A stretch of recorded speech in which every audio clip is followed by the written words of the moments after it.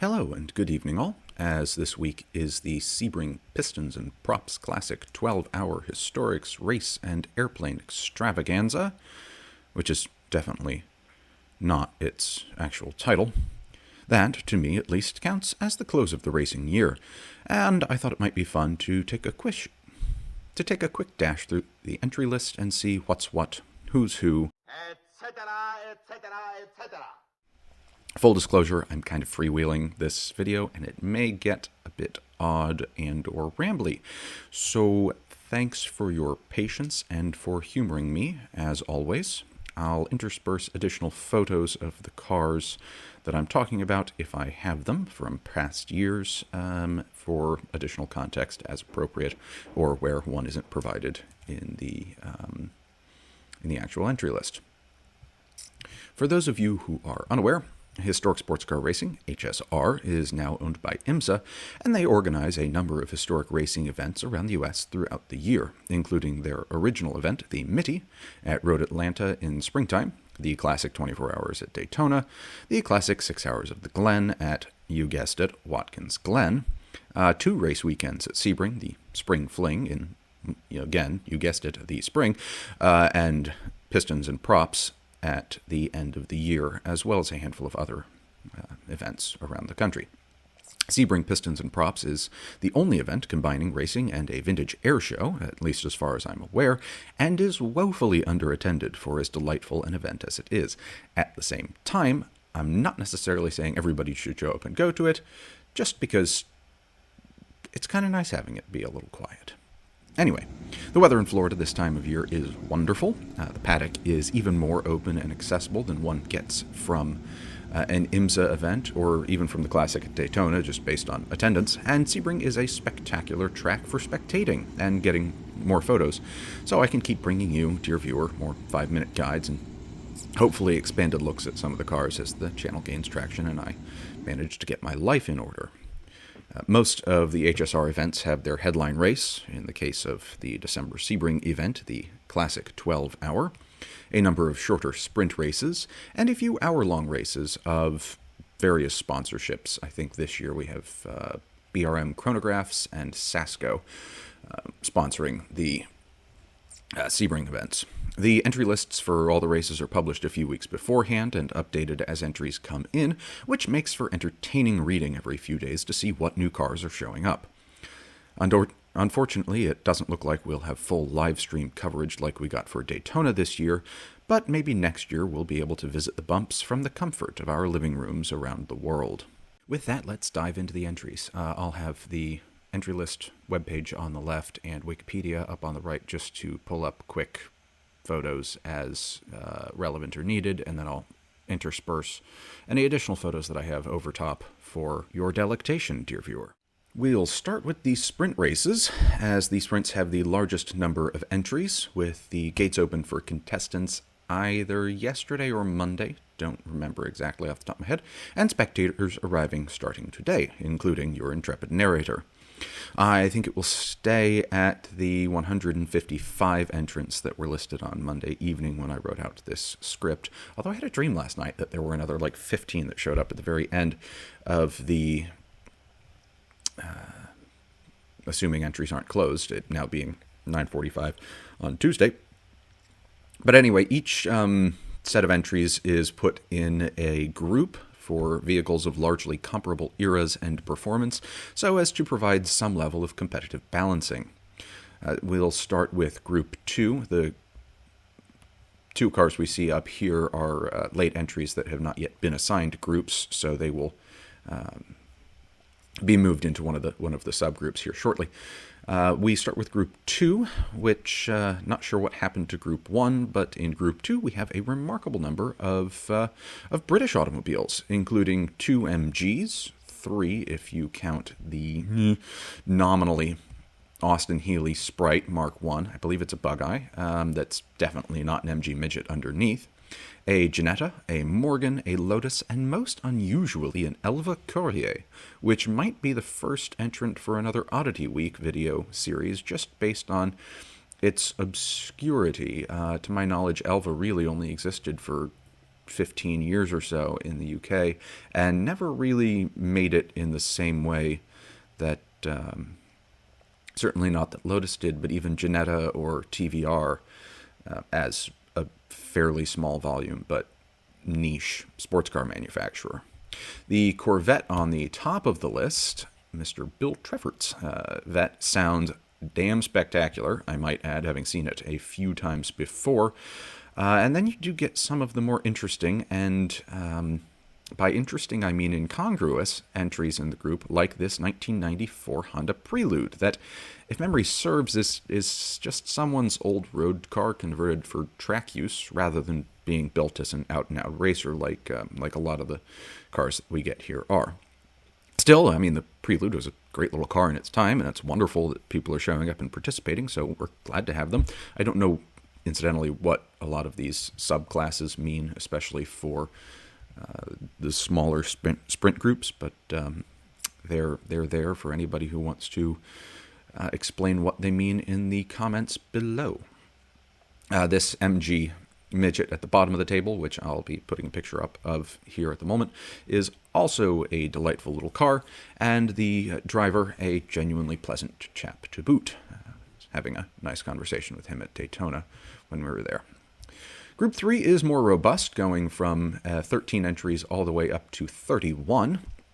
And while largely populated by Porsche 911s, Porsche is also represented by a few 914-6s, which is a car that's definitely an interesting but slightly dead-end development path, and deserves its own video. A brace of Porsche 944s down here.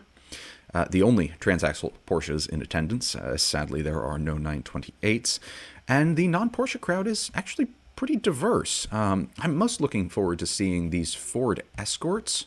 There's one up here and there's one down at the bottom. The BMW 2002s are frequent competitors. There's a Diageo D962, hooray for an Oddity Week alumnus coming out, and a Lotus 23 that is consistently well driven. The entrant, Mr. Engen, also enters and drives the Audi R8 LMP that provided most of the photos for the channel's first video, and we'll see that on the list shortly. But the 23 is a delight in its own way, and we'll be hearing a little bit more about it quite shortly. Ooh, foreshadowing. The Acura Integra on the list is, if memory serves, similar to the Prelude in its general setup, if I'm thinking of the right car from years past. I could be wrong. There have actually been a few Integras that have showed up over the years. Anything else? Oh, Caterham C400, that's nice.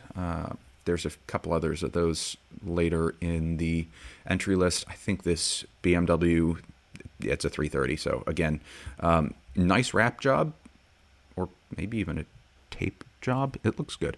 But yeah, the 914s, 911s, the Ferrari 308, which is labeled as a GT2, which might be giving it some sporting credentials that it doesn't have, but XK E-Type, nice. But again, yeah, largely a brace of Porsche 911s. Moving on to Group 5. Again, not sure where Group 4 went, but we've got a remarkable number of Boss 302 Mustangs, a Bizzarini GT that I'm quite looking forward to seeing, because I've actually wanted to do a video on some of the Bizzarinis for some time, and they don't show up all that frequently at anything. I do also appreciate the fact that it's entered by a man named Carlo Falcone, one of the Mafia bosses from Mafia 2, if memory serves, and just a delightfully generic Italian gangster name for somebody driving a Bizzarini. The two Caterham 400s that I alluded to just a moment ago are here. They were also at Daytona and were seriously quick. Two Corvettes and another Jag E-Type that round out the field, but I do think that, and then a few 911s as well, I do think that all of these cars are going to be pretty hard-pressed to take the fight to these two Caterhams if they put in a similar performance to their Daytona showing. This M3 is also similar to the aforementioned Prelude and Integra, and might be a little bit more built than that. But anyway, so there's no Group 4, but we do have a very small Group 5B. Funky. two faster Porsche 911 RSRs show up, another 914-6, and one of the two Mazdas that is entered by the Mazda Heritage Collection, this one a 1990 RX-7. I'm really not sure why they didn't just integrate this into Group 5, or make it Group 4, or make the previous Group 4 and this Group 5.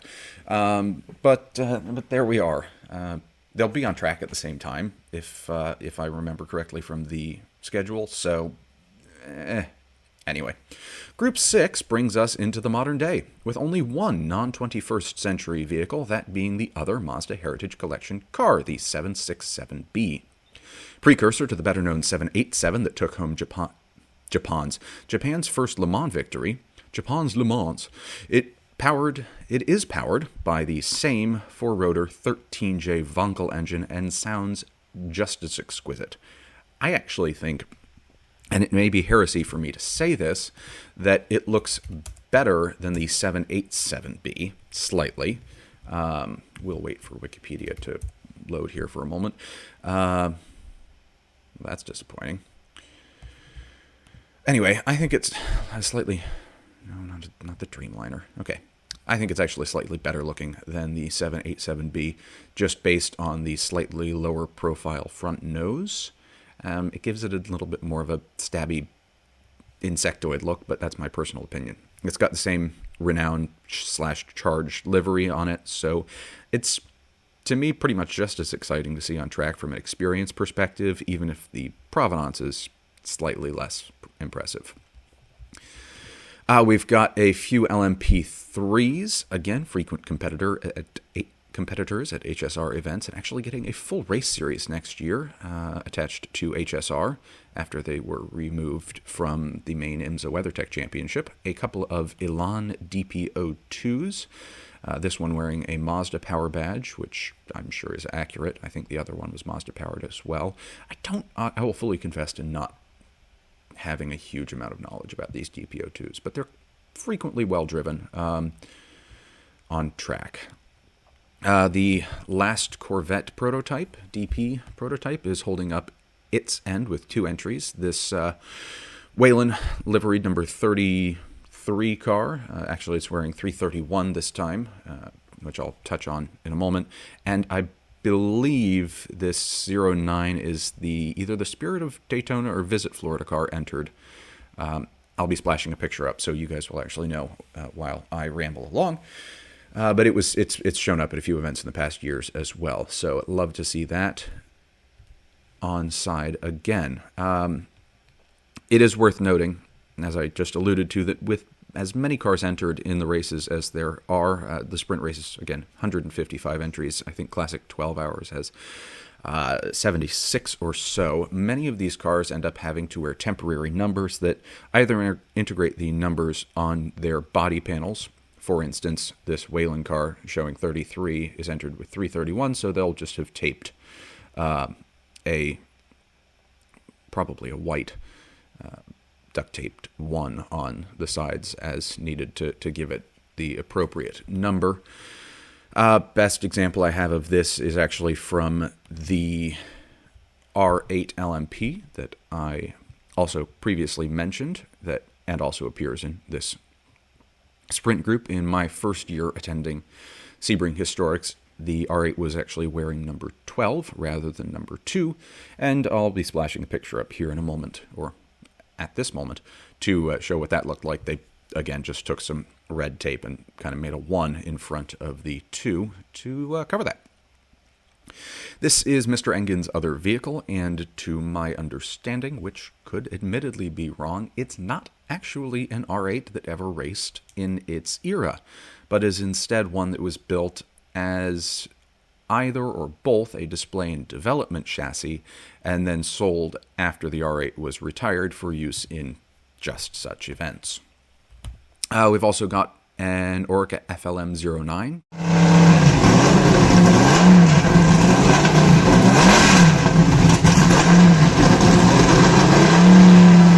Just one this year, which is a significant decrease from previous years when I think we had 4 or 5 out at once.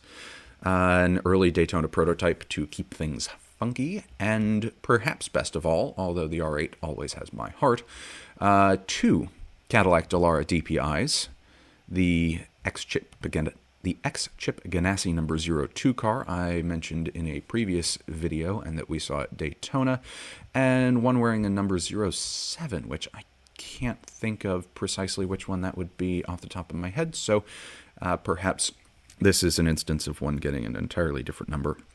But either way, actually it might be the Mustang sampling car. I'm glad they're not really spending much of any time post retirement from WeatherTech stored away in a garage, as they are far too delightful sounding and looking to be just squirreled away, kept off of a track, or put into a museum. We've also got a Radical SR10 road car, well, semi-road car, road track car, entered to round out the field, I guess. I think they were there last year as well. Group 7 takes us back in time a little bit with a mix mostly of carbiers and chevrons. I'm probably mispronouncing carbier, but never mind.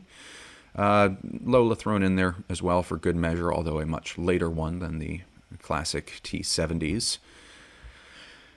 Chevron and Carbier are not names that necessarily immediately stir the mind to past glory days in the way that Porsche, Ferrari, and McLaren do, but they both built stalwart competitors for much of the latter half of the 20th century, although with perhaps a slightly more budget-friendly focus, shall we say, than some of the top cars from the bigger names in the business. We have a GT40's replica as well. I believe SPF stands for Super Performance, not Sun Protection Formula. I don't know if I've actually seen this one specifically on track, but again, it's a bit of a drop-off from entries of previous years where we've had 3, 4, 5 GT40s or GT40 replicas out at once. A Shelby Can-Am vehicle that I don't immediately recognize, but should be interesting to see that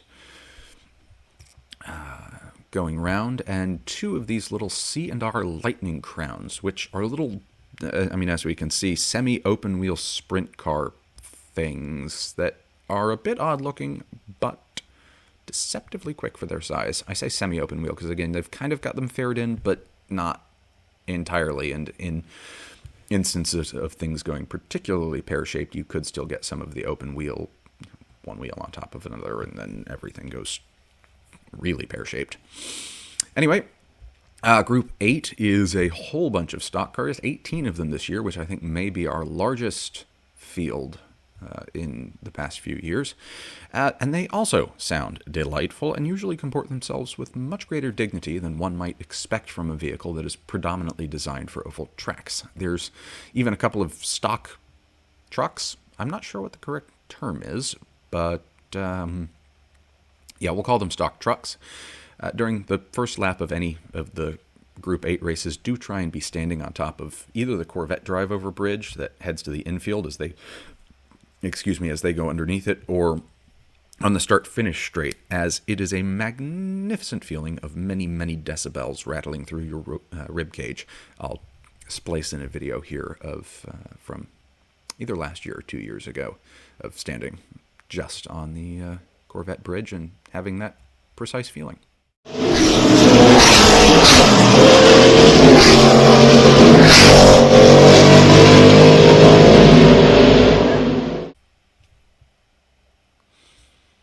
Okay, any of you with bass-heavy headphones or a subwoofer attached to whatever you're watching will probably have just caused a small earthquake, but Group 9 brings us back to recent history, with a mixed bag of GT3 and GT3-esque machinery, and even a Trans Am Camaro that is classified as GT1, alongside a semi-X Turner Racing BMW M6 GT-LM that is also classified as a GT1, despite it being a GTE and therefore a GT2 car, further confused by the fact that the picture I'm splashing up now shows that it has been further down converted to a GTD car.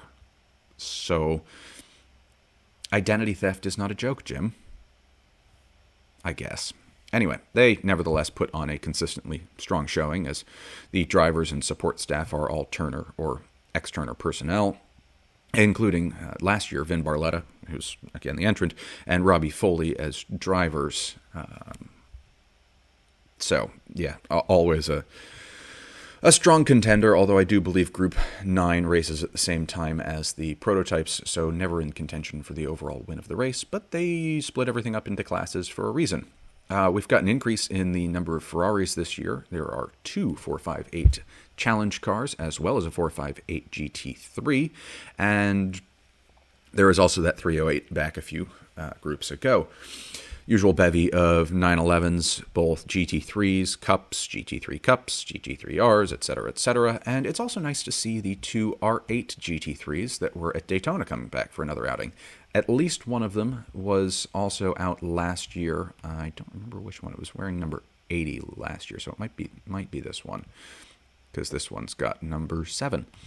But they are from the V10 eras and also make a very pleasant sound. Actually, I'm not sure if the R8 LMS ever came with a V8, at least not in its second generation. The first one might have. Anyway, Group 10 smaller, and we've got more GT3, more of the older GT3 style, and then some GT4 type cars. So, yeah, again, everything back to the late 90s for some of these, with also being joined by more recent Porsche Caymans, including another entry from Mr. Vin Barletta with a very new 2023 BMW G82 GT4, which I presume is an M3. Let's take a quick look to see what that looks like, because that's not going to work. G82, no, it's not a Barrett. BMW. Okay, so yeah, it's another M4. Oh boy. Sir Dental himself. Yuck. Anyway, I'm editorializing. Not that I don't always do that. Okay, let's go back to the 787, because that's a much nicer looking car. And yeah, most of these 718s are alumnuses from Michelin Pilot Challenge and other GT4 racing series. Group 11 is more of the same, actually, just slightly slower / older still, presumably. And we get a couple of TCR cars, also late of Prototype Challenge. I am delighted to see an Alfa Giulietta among the entries, splashing a picture of the current one that's in Pilot Challenge up here, because I don't think I've got any pictures of this one. And its performance in Pilot Challenge has just put me in such a positive disposition towards these little Giuliettas, no matter what. Got another Ferrari as well, a 360 Challenge, so several generations of Ferrari Challenge car prior. And oh look, more Porsches. It's kind of a recurrent theme that there are just a ton of Porsches at these races, which, I mean, again, great to have the fields filled out, but would love to see a little bit more diversity.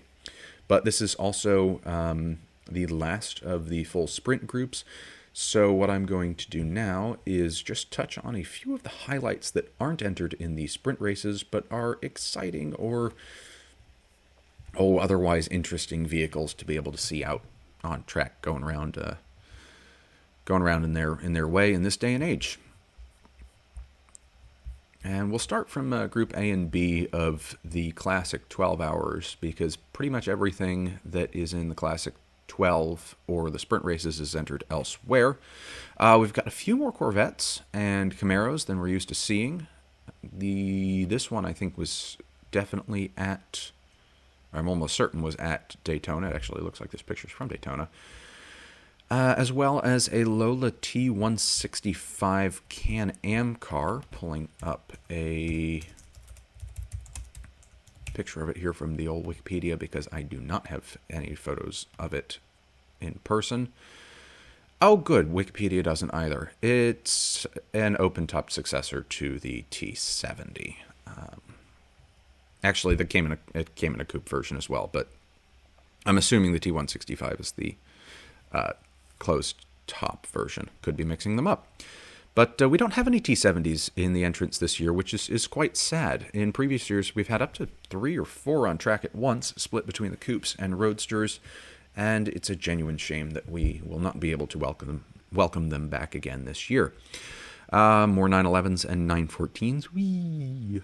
Two Lotus Elans that are never terrifically fast, but look delightful just the same, and are entered by a race team called the Old Salty Dog, which is a great name for a pub or a race team or anything else.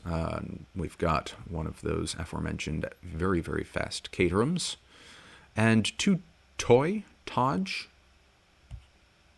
Not sure how to pronounce that. I'm probably not saying. Anyway, however you pronounce it. Toys SCs from the mid-70s that are usually the weekend flamethrowers, splicing in a blurry picture from last year here of lots of flame coming out as it downshifts to dive into the hairpin. This Chevrolet Decon Monza that I've never heard of, but am now deeply curious about. And that about rounds out the other interesting luminaries from the A and B group. Over into Group C, we've got the big boys. One of the two Cadillac DPIs, not sure why the other one's not participating, but that is their choice. We've got the R8, even more LMP3s than previous, and then all the GT3s are mixed in here as well. But they're joined by a Honda/Acura ARX-03B, popping that picture up here, that remains, I think they've been entered the past few years and usually put on also a good showing. Glad to see them getting some use from the very end of the ALMS days. A Mercedes AMG GT3 that remains my favorite modern GT3 car, although I may be biased. A Lamborghini Huracan Super Trofeo. This is, I guess, this year's livery. I've got a picture that I'm splashing up from a year previous, but since the numbers match, I'm going to assume it's the same car. Could be wrong. And a Porsche 962C that also ran at Daytona this year and was both exceptionally well prepared and well driven. I believe it was shipped over from Denmark, and saw it at Le Mans Classic as well. So thank you to Mr. Nielsen for bringing it to us. But most interesting of all, and actually the last-minute entry that prompted me to make this video in the first place, is an entry that I've been alluding to the possibility of and hoping against hope for all year. An Acura ARX-05.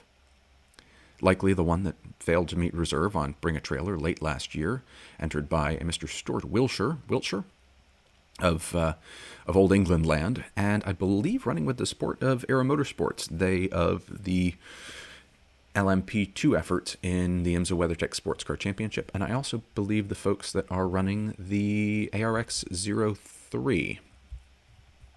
Could be misinformed on that one, but I think that they were last year, and they had brought a couple of their LMP2 cars. But basically, we get to watch the close of the DPI years run again, now that we've got both Acura and Cadillac, while also they get to mix it up with a couple of LMP1s and Daytona prototypes for good measure. It's just a shame that the Nissan DPI that we've seen in a couple of other events this year and last year didn't make it, or we really could have started rounding out the field. Alternately, if Mazda had brought along one of their retired DPIs to run alongside the RX-7 and 767B, also would have been delightful. And maybe I'll start a Twitter campaign, except for the fact that it's not called Twitter anymore and I don't have one, to get them to do that next year. To those of you who have the social media platform formerly known as Twitter, start sending them messages. That's your call to action this week. Like, comment, subscribe. The only other cars from previous years that are conspicuously and disappointingly absent are any of these Corvette R cars, either the C6 or C7R, that have shown up in prior years and are just, again, wonderful to see pounding around the track, and the truly epic Peugeot 908, which sadly hasn't deigned to put in an entry the past 2 years. Allegedly, I think they had some engine difficulties at last year's Daytona Classic, and I imagine sourcing parts from Peugeot is not the easiest thing for a car of which probably 4, 5, certainly less than a dozen were built. Oh well. Still promises to be a fantastic week/weekend of racing, and if any of you, dear listeners, are going to be at the races, do drop by and say hello at Turn 7. As always, thank you for your time this evening, or whenever and wherever you are watching, and I wish you all a good night and a good tomorrow.